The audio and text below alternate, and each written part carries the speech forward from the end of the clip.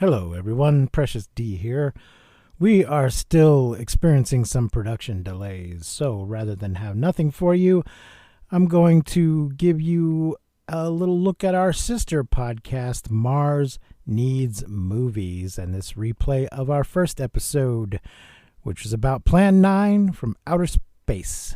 Please enjoy. Ladies and gentlemen, boys and girls, friends and neighbors, welcome to Mars Needs Movies. I am one of your hosts, Precious D. And I'm the other one of your hosts, Honey B. This is a spin-off of our other podcast, Monster Movie Fun Time Go. So if you're just discovering us, not already familiar with us, go check out that. You can find links to all the stuff at mmftg.com. That show is a kaiju show. This show is about movies that involve alien invasions, incursions, infiltrations, and visitations. Basically, if an alien comes to Earth, we're going to talk about it. Not stuff out in outer space, not stuff on Mars, stuff where aliens come to Earth. Honeybee, do you want to explain how this came about, or should I do it? I think you should do it. Okay. You're better at explaining than I am. Well, like I said, our other show's a kaiju show, and the question came up, are the tripods from War of the Worlds kaiju? And I said, no, they're mecha. But you could do an entire podcast about movies like that. About War of the Worlds type things and other alien visitations and such. Your body snatchers, your puppet masters, your Wars of the Worldses, and your Mars Needs Women's. So, first, every October we do a marathon where we put out a movie every day for 31 Days of Horror, and I decided the theme this past year would be Mars Needs Movies, and if that went well, then we would spin it off into its own show, and here we are. And we're starting off with a real doozy, ladies and gentlemen. Today's movie is Plan 9 from Outer Space. It is, of course, notoriously, famously written and directed by Edward D. Wood Jr. It is from 1957, 80 minutes in English, originally in black and white. There's colorized versions floating around there. The budget was $60,000. I don't know what the box office was, but it has, over the years, become a sort of what you'd call a cult classic. So who knows how much money it's made over time. Honeybee, what are your initial thoughts on Plan 9 from Outer Space? Well, I had never heard of this movie before, so I'll just start there. So I had literally no idea going in, and I loved that I was completely blind because I was like, is it it's just the movie, like there's so many points in the movie I'm like, okay, is it a zombie movie? Is it a vampire movie? Is it an alien movie? Like, it's just like so many things. I think this is the perfect Halloween movie. When October hits and everyone's like, for the rest of the month, I'm only gonna watch Halloween movie. Like, this is definitely one of those. You gotta watch this one. This is a classic. I love the terror in this movie. Like, I felt like some of the scary, parts of this movie are just so good, especially for the time. And yeah, I really enjoyed it, but it was a lot. There's a lot going on in this movie. And I was like, what the fuck is this? So, you haven't seen the movie Ed Wood, then? No. Okay. I would recommend that. It's a Tim Burton movie that I actually like. It stars Johnny Depp as Ed Wood, and Martin Landau plays Bela Lugosi, and it's set during this period when they make this movie during that movie. Oh, cool. So this was the last thing Bela Lugosi was in. Ed Wood made friends with Bela Lugosi late in Bela's life, and he put him in a couple of things, and they had filmed some footage for something else when Bela died. So he repurposed it for this movie, and then had his girlfriend, his wife's, his somebody he knew, their chiropractor. I've heard it, dentist and chiropractor. Not the vampire. He's not a vampire, but he's dressed like one. The reason he's got his cape in front of his face most of the time is because it's not Bela Lugosi, it's this other guy who's about a foot taller than Bela Lugosi. But he does kind of look like him in the eyes, I guess. So I don't know if you caught that at all, that it was a totally different guy. No. Okay, so it worked for you. Great. Yeah. Yeah, that's what. And I'm not sure if this, that whole idea of like the Dracula sneeze and the idea that Dracula holds his cape up in front of his face. That might just come from this. I'm not sure if Bela actually did that in any of his movies. I'm not sure. I don't know where you'd find that out. So let's look at our cast here quickly. We have Gregory Walcott as Jeff Trent, Mona McKinnon as Paula Trent, Duke Moore as Lieutenant John Harper, Tom Keene as Colonel Tom Edwards, Carl Anthony as Patrolman Larry, Paul Marco as Patrolman Kelton, Tor Johnson as Inspector Daniel Clay, Dudley Manlove. Let's say that again, everyone. Dudley Manlove as Eros, Joanne Lee as Tana, John Breckenridge as the Ruler, Lyle Talbot as General Roberts, David Demering as Danny, Norma McCarty as Edie the Stewardess, Bill Ash as Captain, Lynn Lemon as Minister at Clay's funeral, Ben Fromer and Gloria D as the mourners, Conrad Brooks as Patrolman Jamie, Mila Nurmi, a.k.a. Vampira, as Vampire Girl, Bela Lugosi as the Old Man / Ghoul Man, and Tom Mason as Old Man / Ghoul Man. They list him as his body double, Lugosi's fake Shemp, which is a term from Sam Raimi movies.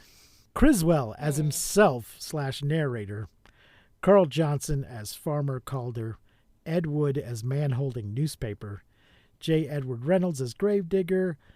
Oh, he was also an executive producer. And Hugh Thomas Jr. as Gravedigger, who was an associate producer. That's how he got them to contribute money, I think, to the movie. I'll put you in it. So there we go. This movie is widely regarded as one of the worst movies ever made. Some people call it the worst. But anyone who thinks that this is the worst movie ever made has not seen Manos, The Hands of Fate. Because that's the worst thing I've ever seen. Honeybee, I cheated a little. I watched it with the riff tracks. The riff tracks live. I've seen this before a couple of times, and I've seen it riffed a few times as well. There's both a regular riff track and a riff track live of it. I'm not sure if Mystery Science Theater ever did it. They certainly should have. Let's get into the plot. Wow, this is a long plot here on Wikipedia. Thank you, Wikipedia. Mourners gather around an old man, Lugosi, at his wife's grave as an airliner overhead flies towards Burbank, California. Pilot Jeff Trent. It starts with Criswell. Criswell predicts. Apparently, this was a thing he had. He had some kind of show. He was a psychic, a fake psychic. They're all fake. But he had a show, Criswell predicts, but we don't have any surviving footage of it, so we don't know how close it is to this framing sequence. But he talks about the future in which we will all live for the rest of our lives. And he's implying that he's telling us this story of the future that he has foreseen. I don't know. But he's like, we care so much about the future because we will be living in it. So he narrates throughout, and they do come back to him at the end. They open the book and then they close the book, which I did appreciate. Let's see. The pilots, they see a flying saucer land in the cemetery near Jeff's house, where two gravediggers are killed by a ghoul, who is the reanimated wife of the old man. who is Vampira. Had you ever heard of her? No. She was some kind of a TV personality. I think she was like Elvira before Elvira. In fact, I think she tried to. Oh, okay. I think she tried to sue Elvira for stealing her bit. But the thing is, Elvira. Well, she doesn't do. Yes, her show was called The Vampira Show. She cinches up her waist very, very tight, and Elvira doesn't. It is like waist wear, girl. Yeah. And Elvira does not do that. But I'm not sure if this is the argument she actually made, but she was like, it's a black dress and a black wig. I also look like Morticia Addams, but she's not in here suing me, so, what do you want? What do you want from me?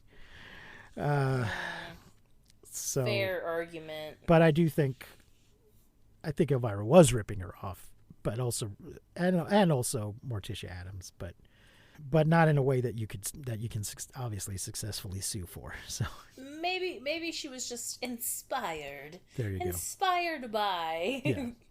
But you just you can't. Hey, I wear a jean jacket. You can't wear a jean jacket. There's certain things you just can't trademark. Yeah. So. Anyway, they see a flying saucer. Lost in grief, the old man is struck and killed by a car in front of his home. Mourners at his funeral discover the gravedigger's corpses. When Inspector Daniel Clay and his police officers arrive, Clay goes alone into the cemetery to investigate. But don't worry, he's got a flashlight. Jeff tells his wife Paula, the old man's granddaughter, I'm not sure I caught that, about his flying saucer encounter, saying that the army had sworn him to secrecy. So, of course, he immediately tells somebody. I know, it's so funny. He's like, it was a secret. I'm not supposed to tell anyone. I'm telling you now, but that doesn't count. I'm just trying to tell you because the audience needs to know what's happening. At his court martial, he's like, you mean wives too? Wives don't count. You can you don't tell your wife everything? Come on. How many national secrets have you told your wife? Come on. Raise your hand, everybody. Anyway, another saucer lands and a powerful swooshing noise knocks the Trents and the police officers in the cemetery to the ground. Inspector Clay is murdered by the ghoul and her husband's now reanimated corpse. Lieutenant Harper says, but one thing's sure, Inspector Clay is dead, murdered, and somebody is responsible. Newspaper headlines report flying saucer sightings over Hollywood Boulevard, and 3 of them fly across Los Angeles and Washington, D.C. The military fires missiles at several saucers. Chief of Saucer Operations, Thomas Edwards, says the government has been covering up saucer attacks. Now, Ed's been accused of just using like pie plates or hubcaps, but I believe they did actually use a flying saucer model that was readily available at the time. He took the time to buy and assemble flying saucer models. So credit where credit's due. I just say that because Edwards, he's infamous for being a terrible director, and when he puts in the effort, he should get the credit for it. The aliens return to their space station 7, and Commander Eros tells the alien ruler that he has been unsuccessful in contacting Earth's governments. Eros recommends Plan 9, the resurrection of recently deceased humans. Concerned about Paula's safety, Jeff urges her to stay with her mother while he's at work, but she refuses. That night, the undead old man breaks into their house and chases Paula outside, where the female ghoul and Inspector Clay join him. And the face that the undead man makes, and pretty much the Vampira girl, it's just so funny. It's definitely scary, and I feel like for the time, watching this for the first time in the 50s, I bet this was so freaking creepy. But I cannot take it seriously. I cannot help but laugh every time I see this fucking man on screen. Which one? The inspector or No, the guy with the face, the undead man. Yeah, that's Inspector Clay, the big guy. You mean? Mm-hmm. Yeah. That's Tor Johnson. He's in a number. Funny. He's in a number of Ed Wood movies. So let's see. Paula escapes, collapsing in the woods, while the 3 ghouls return to Eros in the saucer. At the Pentagon, General Roberts tells Edwards that aliens have been telling the government that they are trying to prevent humanity from destroying the universe. Roberts sends Edwards to San Fernando, where most of the alien activity has occurred. The zombified Inspector Clay goes berserk and attacks Eros, nearly killing him. The ruler approves Eros' Plan 9 to raise armies of the dead to march on Earth's capitals, but he just saw that they're a little... Somehow their little ray gun controls him, and the woman's in there with the ray gun, and it jams. He's like, "Quick, shoot him with your thingy!" And she's like, "My thingy's jammed. Oh no!" And they just barely get it working in time. I dropped it on the floor, and now it's fixed. Gosh. Something else about this movie, like that I just thought of in this moment, thinking about her with this fucking jammed ray gun, is the sets are so horrible. When they're in the cemetery, and in this scene specifically, they're like, in the cemetery, some of the headstones fall over and like shake at certain points, which is just hilarious. But in this scene, when she's trying to fix the gun and she's slamming it around, another set piece falls over. And I was just like, wow, this is so bad. This is so cheap. Edwards and the police interview the Trents, unaware that the flying saucer has returned to the cemetery. Officer Kelton encounters the old man, who chases him into the Trent's backyard. Eros' long-distance ray strikes the old man, reducing him to a skeleton. I don't know why they did this. Edwards, the Trents, and the police drive to the cemetery. Isn't this what they wanted? Didn't they want the undead to attack everybody? I don't know why they got rid of... It didn't make any sense, but, you know. The whole movie kind of doesn't make any sense. Edward had a skeleton, and he wanted to show it. It doesn't make... The whole movie doesn't make sense. And it just kind of gets boring, like, towards the end. Like, in the beginning, it's kind of exciting, and it's like, okay. But then it just kind of gets a little boring. Yeah. Harper insists on leaving Paula in the car. Kelton stays with her. Eros and Tana, his fellow female alien, send Clay to kidnap Paula and lure the other 3 humans to the saucer. Seeing its glow, Jeff and the police approach it. Clay knocks Kelton unconscious and carries Paula into the woods. Eros lets Jeff, because, you know, you need a monster carrying a lady in these movies. You can't go wrong with that. Eros lets Jeff and the police enter the saucer with pistols drawn. He tells them that human weapons development will lead to the discovery of the solaronite bomb. Jesus, this... A substance that explodes sunlight particles. Such an explosion would set off an uncontrollable chain reaction, destroying the universe. Only he explains it much worse than that. It's so stupid. Eros believes that humans are immature and stupid. Stupid! You stupid humans with your stupid thinking brains. He just throws a little fit at one point and calls them stupid. He intends to destroy humanity, threatening to kill Paula if Jeff and the police try to stop him. Kelton and Larry arrive and see Clay near the saucer carrying the unconscious Paula. They sneak up behind Clay and knock him out with a club. Eros says that Clay's controlling ray has been shut off, which released Paula. He and Jeff have a fist fight inside the ship, and the saucer's equipment is damaged and catches fire. The humans escape, and Tana and Eros take off. The fire consumes the saucer, which explodes, and the 2 remaining zombies decompose into skeletons. I thought the saucer on fire actually looked pretty good. Yeah, all right. You didn't like it? I thought it looked... I mean, all things considered, I guess all things considered, it was fine. I thought the saucer just was kind of looked like shit every single time I saw it. I was annoyed, but... So there you go, folks. That is the plot for Plan 9 from Outer Space. I recently backed a Kickstarter for a comic book called Plan 79 from Outer Space. The same company had previously published Plan 59. You will notice that they skipped Plan 69. Ayo. Maybe someone else has already done that, and it's exactly what you think it is. I don't know. There's also been a remake of this that is not really any better and doesn't really try to be any better. Damn it. And there wasn't a previous comic book years and years ago, I think, that was a sequel. That was like 30 years later.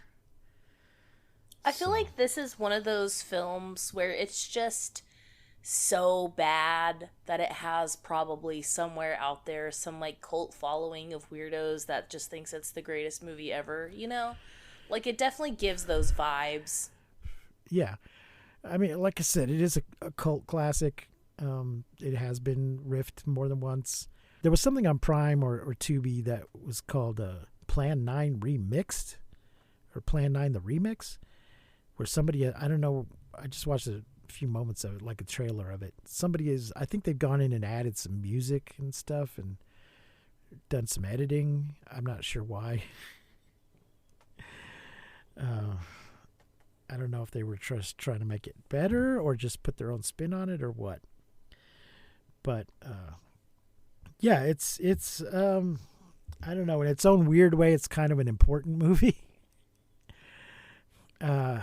Ed Wood is certainly an interesting guy. He had great ambitions, but not great talent. But he wrote, he directed, he acted, he went out there and he did it. And he is famous, so in a way he succeeded. People watch his movies. Every day somebody's watching one of his movies probably, so good for him.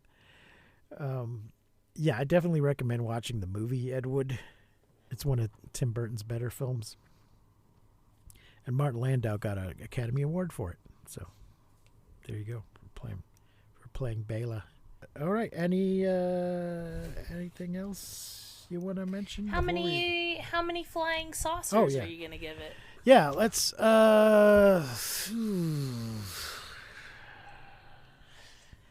That's hard to say, because normally like 2 flying saucers would mean I didn't like it, and it's hard to say I didn't like it.